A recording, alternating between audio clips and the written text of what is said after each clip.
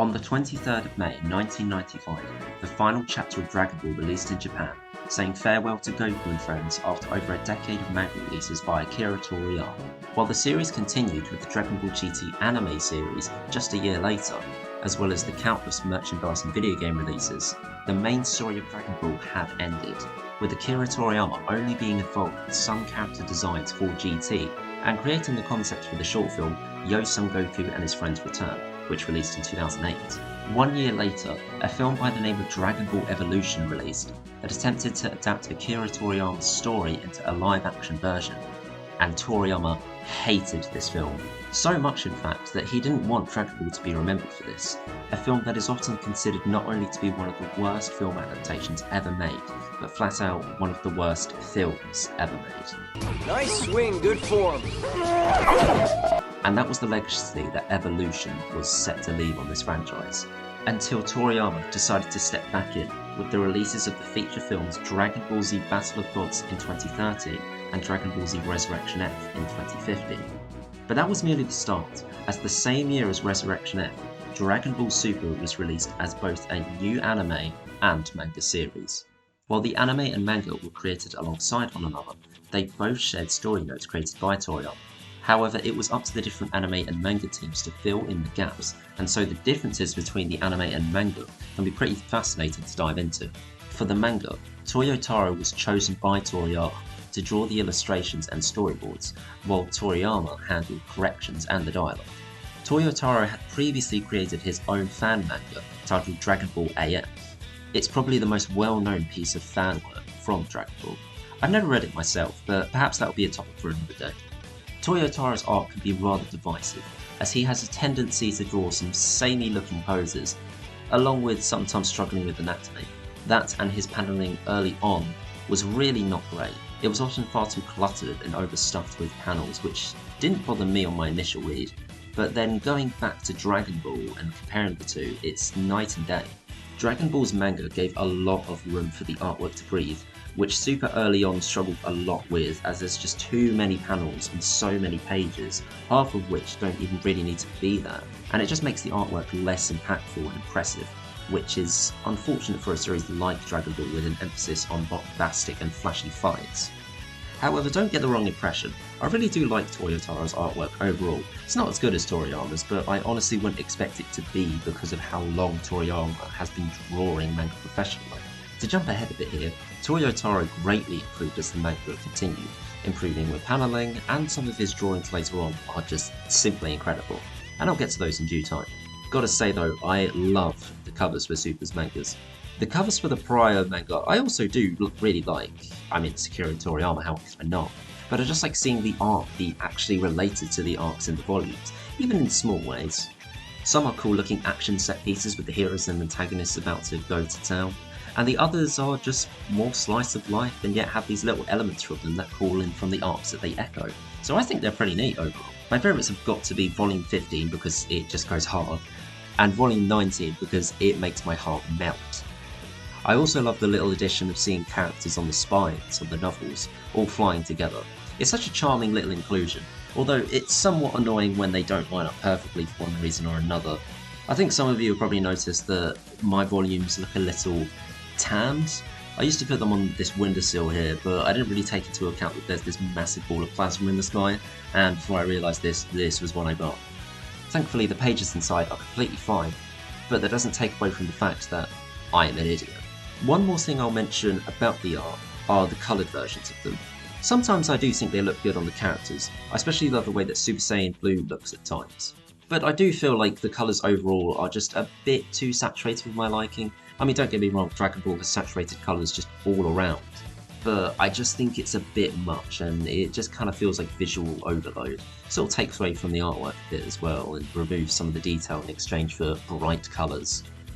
I think it's now time that I go through the arcs and give you my thoughts on each one of them.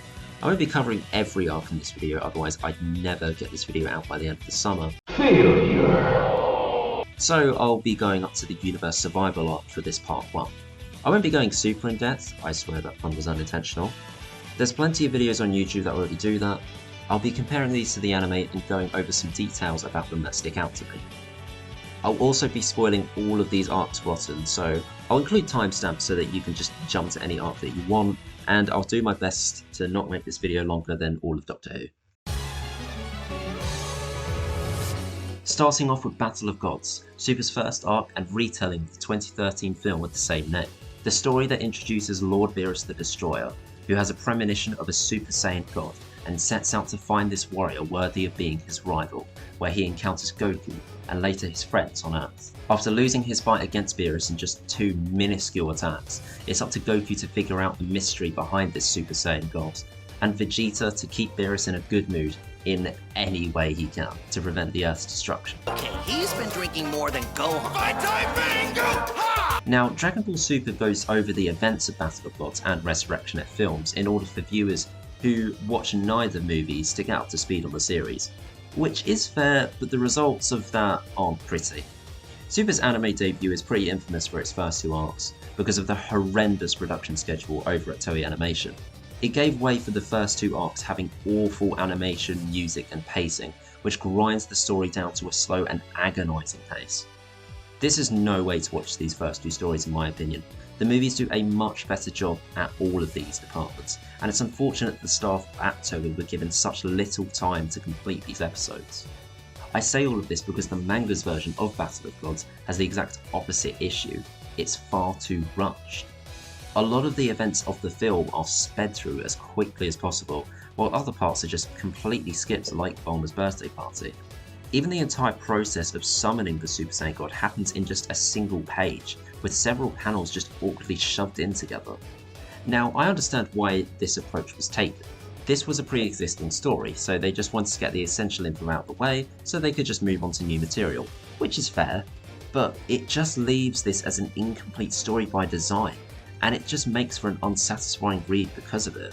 I'm ultimately struggling with what to say about it because there's just not much there when so much material is skipped over. Speaking of which, Resurrection F, the movie to revive Frieza as he invades Earth with his army, leaving the fighters of Earth as the only ones to defend it before Goku and Vegeta arrive on the scene to tackle Frieza's new flavour of Golden fashions with their own godly glows of blue. Now, there's nothing to say about this arc because the manga just completely skips it, leaving only a small text box of a synopsis at the start of the next arc. Now, to some, this isn't a bad thing, as having to go through Battle of Gods again was already sort of annoying, so the idea of having to retrace a much worse movie isn't exactly an appealing idea. But I firmly believe this was a massively wasted opportunity to try and improve on the mediocre story, giving Super Saiyan Blue more of a build-up, giving the fighters of Earth a stronger role beyond beating up some worthless soldiers. Hell, just making it more visually creative than the film. Resurrection F has such dull-looking fight sequences with such uninteresting and repetitive choreography. So, giving us some new creative fight choreography along with a new location, I think would have at least made it a bit better than the film. Hell, Battle of Gods did exactly that with changing up the setting from Capsule Corp grounds to a cruise ship. Plus, that ending is just not satisfying at all, with Goku stealing the win and nobody really learning anything from this experience. More than any other modern movie, Resurrection F would have benefited the most from a rewrite, but they didn't bother, which I suppose I can't blame them for. I mean, there is a Resurrection F manga that was released shortly before the film, in Japan only, and it only covers a small part of the story. I'm just going to move on now. Now we move on to what was Super's first new material, the Universe 6 tournament arc, introducing Beerus' brother Champa from another universe, where the two gods organise a tournament between the two universes to compete for the Super Dragon Balls, planet-sized wish orbs that can grant any wish with no restrictions. I feel the Universe 6 tournament arc is almost on par with the anime. A solid arc for sure, but it's nothing that remarkable. The fights are very fun, like Vegeta loving his type beating the crap out of Frost. Piccolo vs Frost is a little better, if only to see him employ more than just his special beam cannon. And Goku using Super Saiyan God is great to see, as the form was grossly underutilised in the anime. But other than that, I feel that the rest of the fights are either on par with the anime or are just inferior.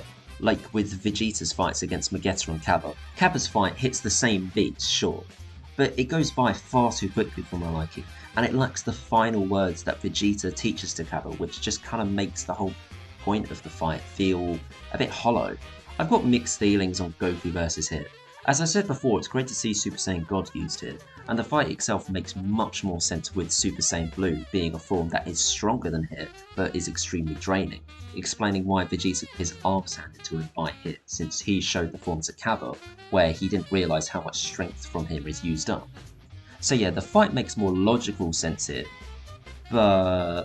Now I'll show you the Kaioken!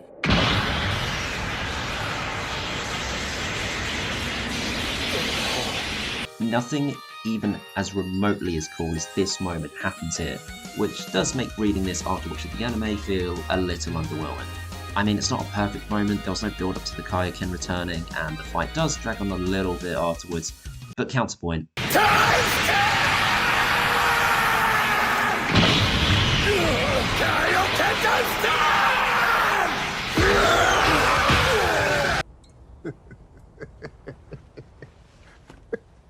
That's fucking good. I think my biggest issue with this arc isn't a manga exclusive one. I just wish there was more time spent on the other characters, as it's mostly just Goku and Vegeta fighting. It's good fighting, no doubt, but it's rather underwhelming seeing Piccolo get one very brief fight and Majin Buu gets sidelined entirely, and it's just kind of irritating. For a tournament setting, it's pretty lame to just have it be a Goku and Vegeta show once again. If I were the one writing this arc, I'd have the first few fights with Piccolo vs Rotama, followed by him losing to Magatama, then who steps in and eliminates him, before Frost cheats much like he did in the fight against Goku and Piccolo, before Vegeta then steps in much like he did before to wipe the floor with him, with the structure of the rest of the fights remaining the same from there. Yes, I'm aware this would take a lot of rewriting, but I feel the arc would be better for it, as we get to see characters who don't often have the spotlight on them get at least a little bit of a chance to shine, before Vegeta then takes centre stage as he was done dirty in Resurrection F, before Goku entered all in that one final fight. Oh, and Monaka, of course, how could I forget? In another timeline, Trunks' future is once again in turmoil, forced to watch his home and family be ripped apart from him. He arrives in the future to gather allies and save his world from a deadly new threat. That threat claiming himself to be Goku. When confronting the dark-clad lookalike, they gradually discover the truth behind him and the deity from Universe 10 responsible for all this horror, Zamasu. I don't think this is an uncommon opinion, but the Goku Black arc in the manga is much better than the anime. Not saying the anime's version is bad, I really like this arc in both versions, but the manga goes out of its way to make this story far less complicated and gives it a much better structure, as this is a very, how shall we say, timey-wimey story. They only go back in time twice in the manga.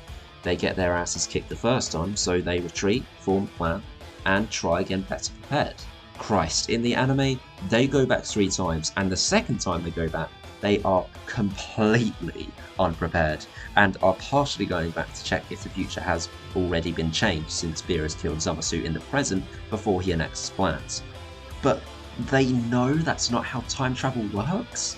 Trunks has been through that before, since this version of Trunks is from a completely different timeline that can't be affected by the actions of the main timeline. But Beerus thinks I'm God, so it'll be different, and despite Trunks reasonably not buying it, nobody does anything about it. There's no plan of action, no training, they just dive headfirst right back into the past with no thought, and Christ is it annoying to watch. It's thanks to that and the much clearer writing, like the Universe 6 arc, the manga's version of the story just makes more sense. Still, it's not any easy story to wrap your head around where we're dealing with multiple time-hopping characters, but it is much more comprehensible to the anime, where I can't even begin to wrap my head around the way in which the time travel plot works there. It just makes my head spin trying to think about it. I really enjoy the reveal of Zamasu also being in the future along with Goku Black. The way in which it goes from the present with Beerus destroying Zamasu, and they then find out from Supreme Kai that Black has an accomplice in the future, revealing to Goku, Vegeta and Trunks in the future that another Zamasu is assisting Black. The constant back and forth between the different times makes this reveal feel all the more tense and impactful. Even if it's not an earth-shattering twist, it's pulled off brilliantly, and I think the transition between the different times is pretty much seamless thanks to the writing.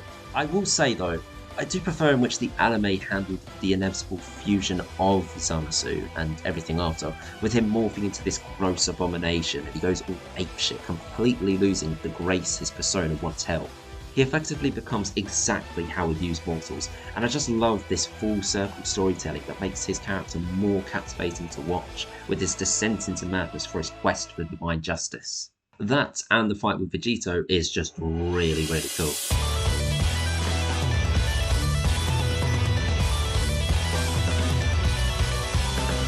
There are some things I do like about the manga's version, like with Vegeta using Super Saiyan God for the first time, and Goku perfecting Super Saiyan Blue by overcoming the energy control issues from the prior arc.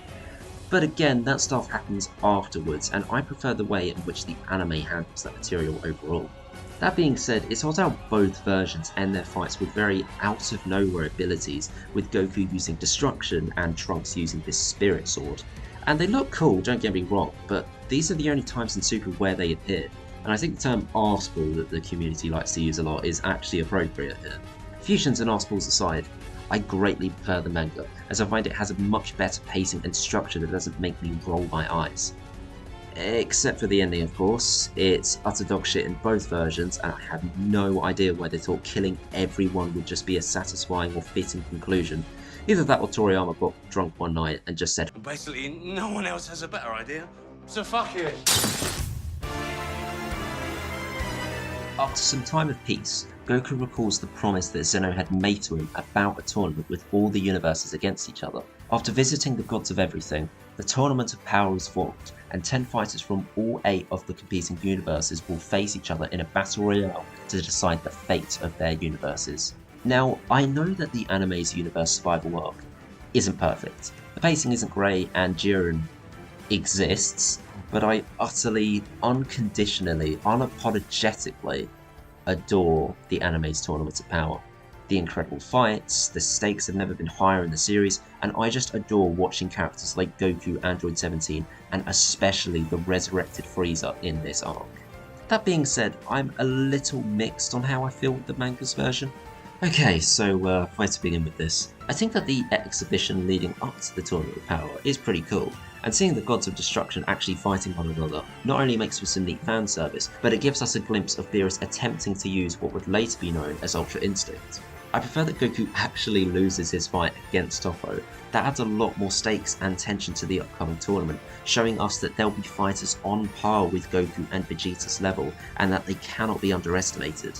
That information given on its own is fine, but the manga shows us how skilled just one of these warriors is, and it goes a long way to make us feel much more excited and nervous for the tournament. One of my favourite parts of this entire arc was the sudden recruitment of Frieza. As Majin Buu is asleep and nobody has any idea how long he'll be sleeping for, Goku gets the idea to temporarily bring Frieza back for 24 hours to bring him to their team while he'll seemingly have no choice but to save their universe from erasure. Yeah, Buu being out of commission sucked, but I honestly prefer him being out of it and bringing in someone as interesting and entertaining to watch as Frieza is in this arc. He is without a doubt the best character in this story for me. Now, why am I saying all of this? Well, the anime has a couple of episodes right before the tournament where Goku and Frieza attempt to manipulate each other in hell, so they both get what they want, and it's easily one of my favourite scenes in the entire franchise. Not just Super, I mean the entire franchise. I mean the writing, the colours, the music, all of it is just done to perfection and I adore it. They then settle on a deal where Frieza will fight alongside them in exchange for his complete resurrection using the Dragon Balls. He's then brought back full 24 hours thanks to Fortune Teller Baba, and we see Frieza fight the assassin sneakily hired from Universe 9. Frieza attempting to switch teams with that universe as he tries to kill Goku after a brief scuffle between Frieza and Goku as he tries to make Frieza loyal to their team. It's just such an entertaining watch. I adore this entire sequence. I love it, I love it, I love it. All of this is not in the manga. It just goes from Goku arriving in hell and then it flashes forward to Goku and Frieza arriving to meet everyone else. This is lame on so many levels, and I don't even know if I have the words to articulate how disappointed I was when reading over this part of the story. What has to be the most interesting hook of the story, and the manga just acknowledges it, but doesn't dive deep into showing us why this unpredictable dynamic with Frieza is so gripping to see. As for the actual tournament itself, I think I prefer the anime's version. I just really enjoyed the spectacle and character work more overall in that version. as I feel that despite these two adaptations dropping the ball on quite a few characters, I just feel the anime does justice for more characters overall than the manga. Like with Goku, Frieza, 17, 18, Master Roshi, and to a lesser extent Gohan and Piccolo. I will say that Jiren is better in the manga. He has actual dialogue in his introduction for one thing, so we get a sense of who he is rather than him just meditating or standing silently.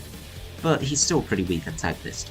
If anything, he was more compelling in the final episodes of Super's anime, with how he doesn't value life as well as trusting others, and that made the final fight with Goku all the more exciting to watch. But that only happens near the end of the arc. So I suppose the manga's version of Jiren is better than the anime, but the anime is where Jiren is his peak if you ask me. Although I suppose it'd be like saying, hey, this block of wood is better than this other block of wood. It's still pretty mediocre either way. The primary reasons why I prefer the anime's version is ultimately its presentation and structure of the tournament. In the anime, it feels much more like this grand important event, whereas in the manga, it just feels like any ordinary arc. Especially compared to the arcs that follow it, it feels far lesser now. I suppose that since Super's arcs didn't really flow from one another like Z's did, the stakes for many just didn't really work, and that's something I can understand. But Christ, when I watch Android 17 vs Cocoon-Sir, Hit vs Disco, Master Roshi vs Ganos, Gohan fighting Frieza to lower Frost's guard, Hit vs Jiren, Gohan and Piccolo vs the Universe 6 Namekians, Vegeta vs Toppo, Universe 7 vs Jiren. God, these fights are visually spectacular, but we also get to see these characters reflect on who they are as people, and I love how they evolve and adapt in these fights in such unexpected ways. These fights are always a joy to watch, and the ones in the manga just don't really do it for me. I don't know. Especially since so many fighters just get anticlimactically defeated like nothing. Yeah, I know Universe 7 wiped the floor with all of the universes anyway, but it was at least no walk in the park for them, you know, or at least didn't feel like it. Oh, and I forgot to mention before the tournament, Vegeta and Beerus have a quick rematch after the Oracle Fish confidently reminds Beerus that Goku and Vegeta will one day be his greatest rivals, sparking a fight between Beerus and Vegeta, now in his perfected Super Saiyan Blue form. Not only does this fight establish that the gap has somewhat closed between the Saiyans and Beerus, but also the way to close that gap: Ultra Instinct. Of course, we all remember the anime's Ultra Instinct. Hell, as of recording this video, the theme song was recently used for the Paris 2024 Olympics, so I think iconic doesn't really quite cut the way to describe that theme.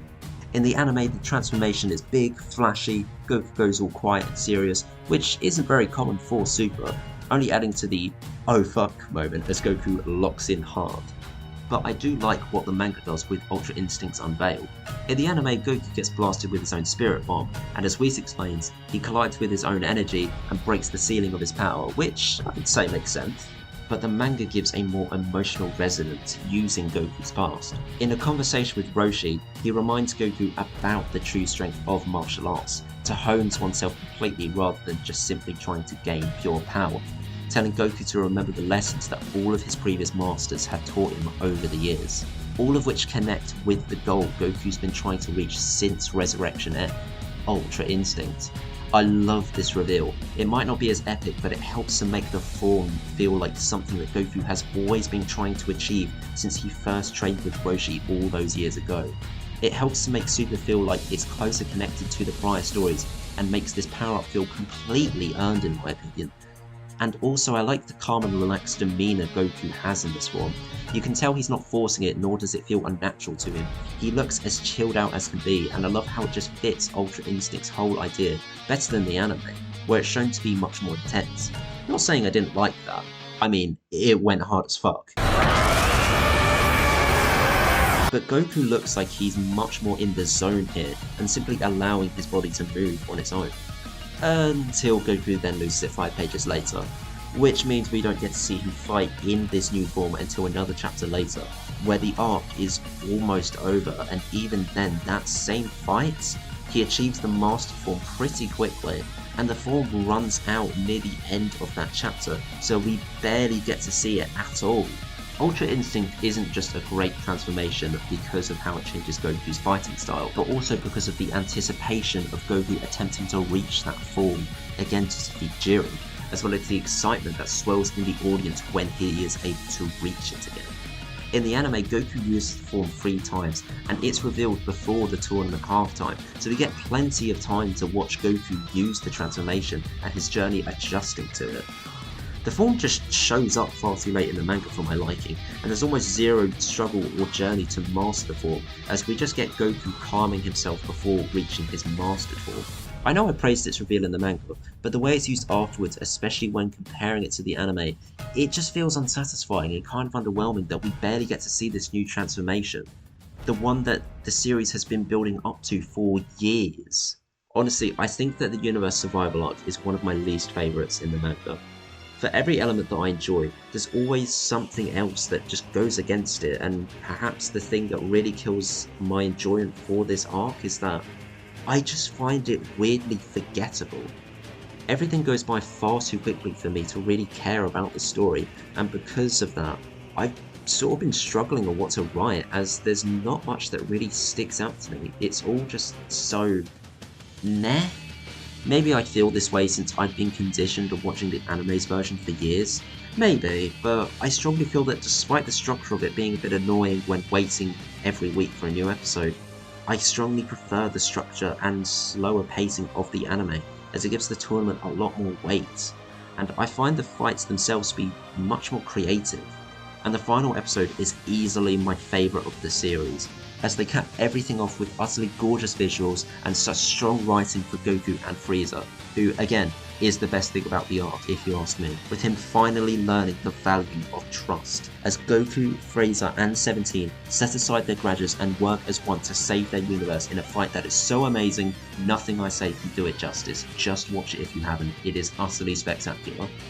The manga isn't even in the same ballpark with this conclusion, as Frieza just suddenly knocked Goku and Jiren off while 17 is revealed to be hiding under debris, which is just less of this grand finale and more of an anticlimactic sneak attack, with Frieza learning about trust just being far too rushed here and doesn't feel earned to me.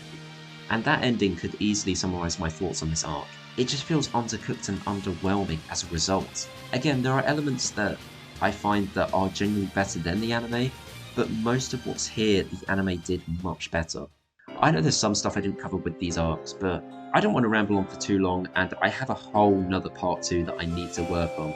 Continuing in part 2 with the 3 arcs left that all continue where the anime ended.